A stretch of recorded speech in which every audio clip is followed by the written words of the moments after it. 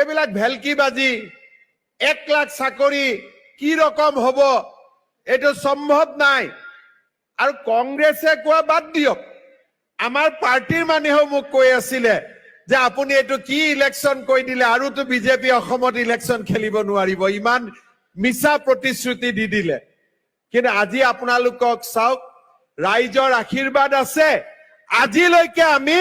৯৭,০০০ চাকৰি আমি দি দিলো এতিয়া চাকৰি নামত কোনবা দালাল আছে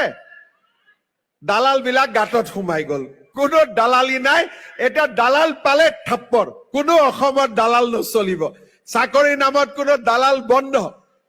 এতিয়া চাওক 1 লাখ চাকৰি 2-3 দিনত হৈ যাব কিন্তু আমাৰতো বহুত লৰা এতিয়াও বেকাৰ হৈ থাকি যাব হয় নে নহয় সেই কাৰণে 1 লাখ চাকৰি শেষ হৈ যোৱাৰ লগে লগে আমি আৰু ৩৫,০০০ চাকৰি আমি খুলি দিম পুলিচৰ দৌৰা কেতিয়া হ'ব জুলাই মাহ 3rd গ্ৰেড 4th গ্ৰেডৰ ইন্টাৰভিউ কেতিয়া হ'ব জুলাই মাহ শিক্ষকৰ এপইন্টমেন্ট কেতিয়া হ'ব জুলাই মাহ